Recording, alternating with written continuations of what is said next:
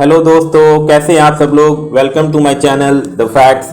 दोस्तों, आज हम बात करने जा रहे हैं एक बहुत ही ज़रूरी टॉपिक की, जिस टॉपिक का नाम है कोरोना की तीसरी लहर, जो कि आने वाली है, आना भी तय है। ज़्यादातर एक्सपर्ट्स हमारे यही बात कर रहे हैं। तो हम जानेंगे कि हमारी कंट्री और हम लोग कितना उस चीज़ के लिए किस हद तक तैयार है। पहली बात तो ये डिस्कस करेंगे कि क्यों आएगी ये थर्ड वेव, जो है हमारे देश को क्यों हिट करने वाली है। तो अभी फिलहाल का जो कंडीशन है कि लॉकडाउन की वजह से बहुत सारे स्टेट में लॉकडाउन हुए हैं, जिसमें अभी फिलहाल कंडीशन ये है कि 19 बड़े स्टेट्स, 19 बिग स्टेट्स में केसेस जो है वो डिक्लाइन हो रही हैं, धीरे धीरे कम हो रही हैं। क्यों हो रही हैं? जाहिर सी बात है, हमने वहाँ पे लॉकडाउन लगाया। और वहीं जो स्मॉलर स्टेट्स हैं, छोटे छोटे स्टेट्स हैं, जैसे अभी पुडुचेरी में, मिजोरम में, अंडमान में केसेस जो है वो धीरे धीरे जो है इंक्रीज हो रहे हैं। तो प्रॉब्लम ये है कि लोग मास्किंग पे ज़्यादा ध्यान नहीं दे रहे हैं, क्योंकि देखिए दोस्तों, मास्क एक ऐसी चीज़ है कि कोरोना का कोई सा भी वेरिएंट आपके सामने हो, चाहे वो जितना भी डेडली हो, अगर आप मास्क लगाएंगे तो आप पूरी तरीके से सेफ है, जो कि प्रॉपर फॉलो नहीं हो रही है हमारी कंट्री में। दूसरी सबसे बड़ी कमी यह है कि टेस्टिंग में ज़्यादा ध्यान नहीं दिया जा रहा है गवर्नमेंट की तरफ से। और तीसरी जो सबसे बड़ी बात है कि वैक्सीनेशन जाहिर सी बात है, अभी वैक्सीन की बहुत ज़्यादा कमी है। इवन मैं भी काफ़ी दिन से रजिस्टर किया हूँ, लेकिन मुझे भी जो है अभी वैक्सीन मिले नहीं। तो ये भी सबसे बड़ी प्रॉब्लम ये है। अच्छा, कोरोना की थर्ड वेव कह रहे हैं लोग कि अक्टूबर नवंबर तक हिट करेगी हमारी कंट्री को। तो तब तक तो हम ये अनुमान लगा सकते हैं कि जो एडल्ट्स हैं हमारी कंट्री में, वो लगभग प्रोटेक्टेड हो चुके होंगे बिकॉज ऑफ वैक्सीनेशन, क्योंकि उनके लिए वैक्सीन अवेलेबल है।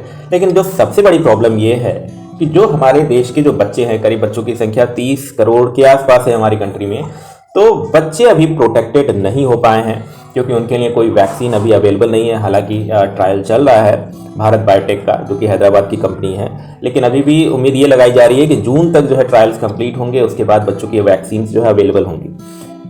तो ये दिक्कत है। अच्छा, दूसरी बात यह है कि धीरे धीरे विलेजेस में, गाँव में जो है केसेस बढ़ रहे हैं। ये भी बहुत बड़ी चिंता का विषय है।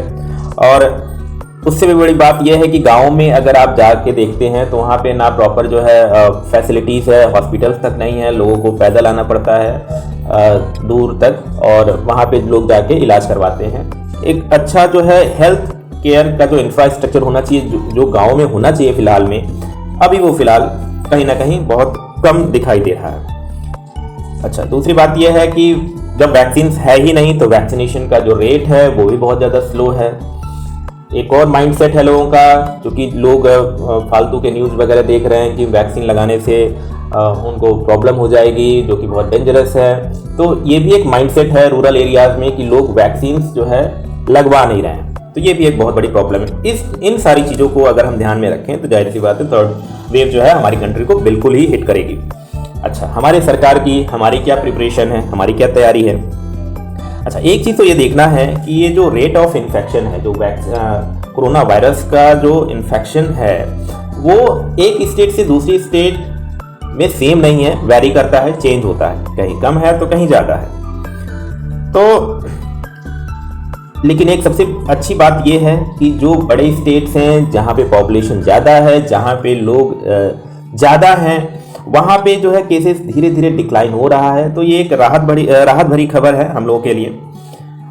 लॉकडाउन ने बहुत ज़्यादा हेल्प किया इस चेन को ब्रेक करने में, क्योंकि अगर लॉकडाउन लगता नहीं तो लोगों की मास गैदरिंग होती, और जितना भी ज़्यादा लोग इकट्ठा होते उतनी ही बड़ी मुसीबत होती हम लोगों के सामने। जैसा कि नेक्स्ट पॉइंट है मास्किंग। बिल्कुल मास्क आप लोग लगाइए, लोगों को भी सलाह दीजिए कि मास्क लगाएं, क्योंकि वही एक ऐसी चीज़ है कि अगर आपके पास वैक्सीन हो या ना हो, लेकिन अगर आप मास्क लगाए हैं तो आप प्रॉपर्ली जो है सेफ रह सकते हैं, और इस चीज़ को दूसरों को भी फैलाने में आप रोक सकते हैं। चिल्ड्रेन सेफ्टी मेजरमेंट, बिल्कुल ये बहुत ही बड़ा इशू है। जैसा कि अभी हमने डिस्कस किया है कि चिल्ड्रेन की जो सेफ्टी है, जैसा कि आप देखते हैं कि जो बच्चे होते हैं बहुत ही ज़्यादा चंचल होते हैं, उनको कंट्रोल करना बहुत ही ज़्यादा मुश्किल होता है। तो ये प्रॉब्लम आ रही है, और इसके लिए जो है उनको प्रॉपर्ली गाइड करना पड़ेगा। बेसिकली जब वो ऑनलाइन क्लासेस ले रहे हैं, जब उनके टीचर्स उनको पढ़ा रहे हैं, तो टीचर्स ही प्रॉपर्ली उनको गाइड करें कि आपको कैसे सेफ रहना है, कैसे हाइजीन अपना मेंटेन करना है।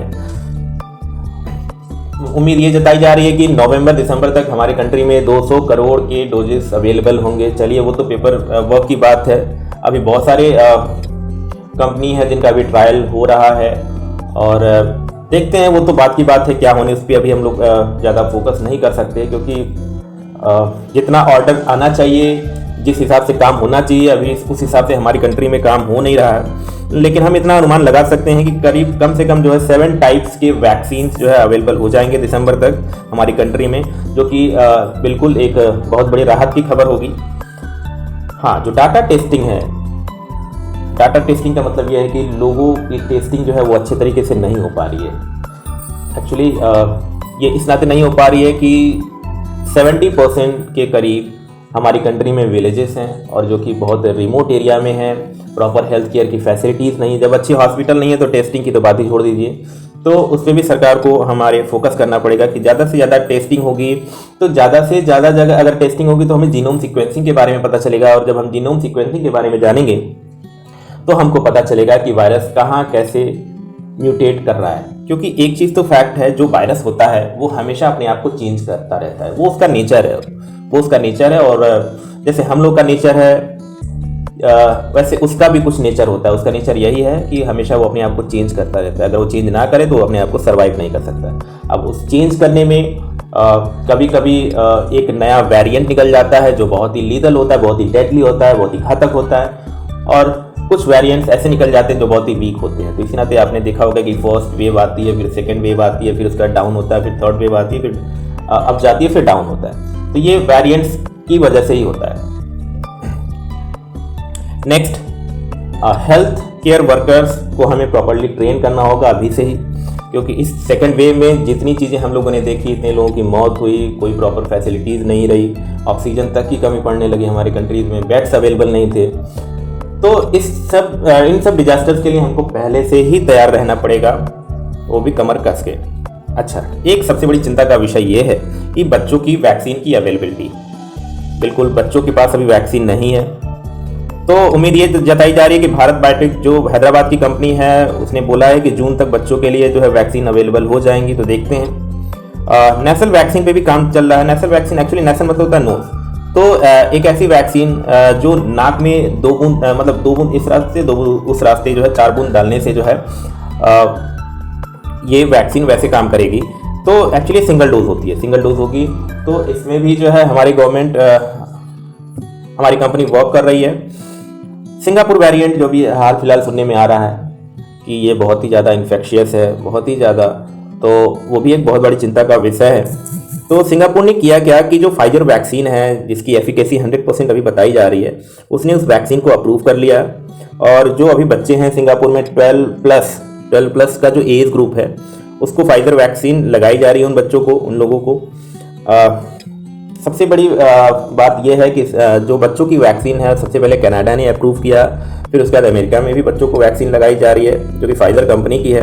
तो इंडिया को भी कुछ ऐसा ही करना पड़ेगा, अगर नहीं फिलहाल में तो फाइजर के लिए तो रेडी रहना ही पड़ेगा, क्योंकि अभी भारत बायोटेक जून में आएगा, तो उसके लिए अभी हम श्योर नहीं हो सकते। तो फिलहाल अभी हमारे पास फाइजर वैक्सीन है, तो उससे भी इंडिया को किसी न किसी तरीके से, जो करीब 30 करोड़ के बच्चे हैं, 30 करोड़ बच्चे हैं हमारी कंट्री में, तो उनके लिए हमें कुछ ना कुछ ऐसे लाना पड़ेगा।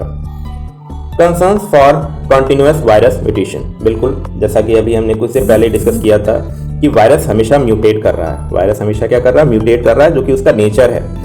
तो एक चीज़ तो चलिए, एक बात सही है कि जब हम वैक्सीन लेते हैं तो हमारे अंदर इम्यूनिटी जनरेट होती है। जब इम्यूनिटी जनरेट होगी तो वो एक मतलब शील्ड का काम करती है वायरस से लड़ने में। तो चलिए, ये तो अच्छी बात है कि ज़्यादातर लोग जो है इम्यूनाइज्ड हो जाएंगे। अगर इम्यून सिस्टम कहीं हमारा वीक पड़ता है तो बूस्टर डोजेस भी अवेलेबल हो जाएंगी तब तक, डिफरेंट डोजेस के लिए, डिफरेंट वेरिएंट्स के लिए। जैसा कि आपको पता होगा कि इन्फ्लुएंजा वायरस जो होता है ये हर साल म्यूटेट करता है। जैसा कि मैंने हमेशा अभी डिस्कस किया है कि वायरस हमेशा म्यूटेट करता रहता है, जो कि उसका नेचर है। तो इन्फ्लुएंजा वायरस भी हमेशा म्यूटेट करता रहता है और हर साल वैक्सीन भी उसी के अकॉर्डिंग जो है अपडेट होती रहती है। WHO का गाइडलाइंस आता है कि अब म्यूटेशन ऐसा है तो आप अपने वैक्सीन को इस तरीके से अपडेट करिए। तो वैक्सीन से सबसे बड़ा ये फायदा होने वाला है कि चेन तो बिल्कुल टूटना ही टूटना है वैक्सीन की वजह से।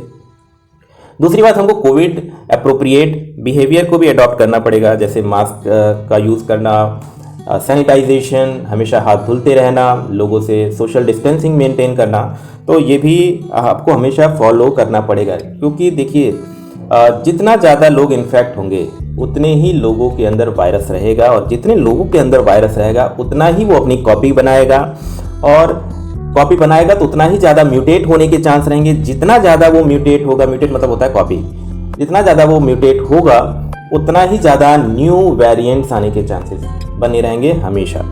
तो बिल्कुल जाहिर सी बात है, वैक्सीनेशन होगा लोगों का तो ये जो मल्टीप्लिकेशन है या म्यूटेशन है, न्यू वेरिएंट्स हैं, ये बिल्कुल स्टॉप होंगे।